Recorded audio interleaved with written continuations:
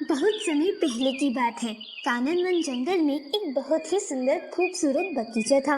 उस बगीचे में बहुत सारे पक्षी अपना घोंसला बनाकर अपने बच्चों के साथ रहते थे। उसी जंगल में सोनू चिड़िया अपने दो बच्चों के साथ आम के पेड़ पर घोंसले में रहती थी। उसी आम के पेड़ पर मीठू तोती भी अपने दो बच्चों के साथ रहती थी और भी कई सारे पक्षी रहते थे। एक दिन की बात है, सोनू चिड़िया उदास अपने घोंसले में बैठी थी।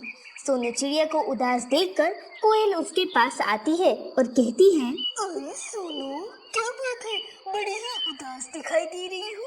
क्या बताऊं, अभी बच्चों ने जल्दी ही उड़ना सीखा है। 2-3 दिन से अकेले बाहर भी निकलने लगे हैं, पर आज इतनी देर हो गई, अभी तक वापस नहीं आए। परेशान क्यों होती हो? कभी न कभी तो बच्चों को बाहर निकलना ही था, घूम फिर कर वापस आ जाएंगे।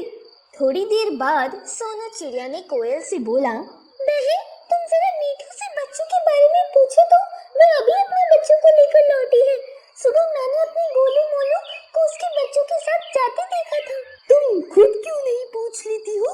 सोनू उदास होकर बोली, तुम तो जानती हो वो मुझसे ठीक से बात भी नहीं करती। पता नहीं क्यों हर वक्त कटी कटी सी रहती है। वे तो हम सबसे तुम्हारी बुराई करके फिरती है। उसे तुम्हारे मित्रता की बातें करना फूटी आंख नहीं भाता। कहती है तुम बेवकूफ हो, इसलिए सबकी मदद करती फिरती हो। छोड़ो, जाने दो, तुम बस मेरे बच्चों के बारे में उससे पूछ लो। ठीक है। इतना कहकर कोयल ने नीचे झुककर तेज आवाज से मीठू से बोली, अरे मिट्टू, तुमने क्या सोनू के बच्चों को कहीं देखा है? सुबह तुम्हारे बच्चों के साथ निकले थे, अभी तक लौटे नहीं। क्या? मैंने क्या सबके बच्चों का ठेका ले रखा है? ऐसा क्यों कहती हो बहन? मैंने तो सोनू को परेशान देखकर तुमसे पूछ लिया। इतना कहते ही कोयल के कानों में माँ की आवाज पड़ी। उसने सामने देखा तो सोनू के बच्चे आ गए थे। बच्चों को देखते ही सोनू की उदासी छूमंतर हो गई। उसने दोनों बच्चों को डांटने लगी, मैंने तुम लोगों को जल्दी वापस आने को कहा था ना, इतनी देर क्यों लगा दी? माँ, वहाँ पर ढेर सारे दोस्त मिल गए थे, हम उन्हीं के साथ खेलने लग गए थे। पर माँ, हमने तो मिट्ठू मौसी से कहला दिया था कि तुम्हें बता दे कि हम देर से आएंगे। उनके बच्चे भी हमारे साथ खेल रहे थे। थोड़ी देर पहले वो अपने बच्चे को लेने आई थी। इतना सुनते ही सोनू आश्चर्य से बोली, क्या? कोयल यह सब सुन रही थी। उसे बहुत गुस्सा आया। वह बोली, रुको सोनू, मैं अभी मिट्टू से पूछती हूँ। क्या फायदा, वह फिर से कुछ उल्टा जवाब ही देगी। वैसे झगड़ा बढ़ाना कोई अच्छी बात भी नहीं है। मिट्टू चिड़िया की हरकतों से उस पेड़ पर रहने वाले सभी पक्षी और जीव परेशान थे। सबसे ज्यादा तो वह सोनू चिड़िया को ही परेशान करती थी। कुछ दिनों बाद की बात थी। मिट्टू शाम को घूम फिर कर जब घोंसले में लौटी तो बाहर ही कोयल दिखी। वे बेचैनी से इधर उधर चहलकदमी कर रही थी। मिट्टू पर नजर पड़ते ही बोली, अरे अरे मिट्टू, जल्दी चलो। मिट्टू चौंकते हुए बोली, कहाँ? कोयल घबराते हुए कहती है, तुम्हारे बच्चों को कुछ इंसान के बच्चों ने पकड़ लिया है। सोनू तुम्हारे बच्चों को बचाने के लिए गई है। क्या? जल्दी चलो। इतना कहकर मिट्टू तेजी से उड़ती हुई चल दी। पीछे पीछे कोयल भी उड़ते हुए उस तरफ चल दी। इधर सोनू चिड़िया अपने बच्चों की बताई हुई जगह पर पहुंची। वहां उसने देखा एक इंसान का बच्चा मिट्टू के दोनों बच्चों को पिंजरे में डाल रहा था। ये देखते ही सोनू चिड़िया अपने बच्चों से बोली, बच्चे चलो, यही मौका है, हम सब एक साथ इस इंसान के बच्चे को चोट से मारते हैं। इससे वह घबरा कर मिट्टू के बच्चों टिंकू पिंकू को छोड़ देगा, क्योंकि अगर एक बार उसने इन्हें पिंजरे में डाल दिया तो छुड़ाना मुश्किल हो जाएगा।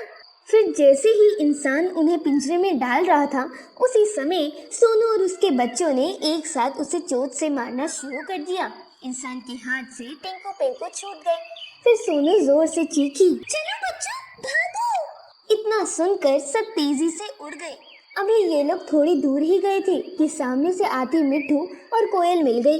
मिट्टू ने पास आकर बच्चों को गले से लगा लिया। तुम ठीक तो हो ना मेरे बच्चों? टिंकू माँ से लिपट कर बोला, हाँ माँ। इतना सुनकर मिट्टू रोने लगी और कहने लगी, लेकिन यह सब कैसे हुआ? माँ, हमें सोनू मौसी ने बचा लिया, नहीं तो वह इंसान हमें पकड़ कर ले जा रहा था। उसके बाद सोनू आगे की सारी कहानी सबको बताता है। उसकी बातें सुनकर मिट्टू की आंखों से पश्चाताप के आंसू गिरने लगे।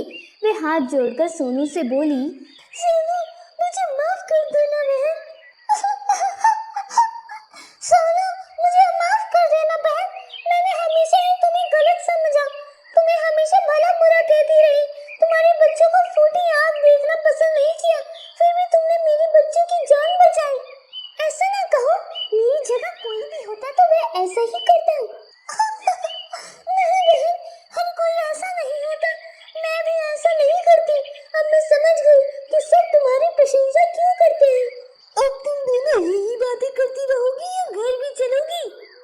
लोग अपने घोंसले में वापस आ गए।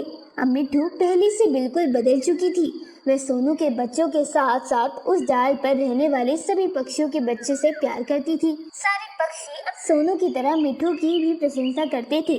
चीकू भी मिट्टू को प्यार करने लगी।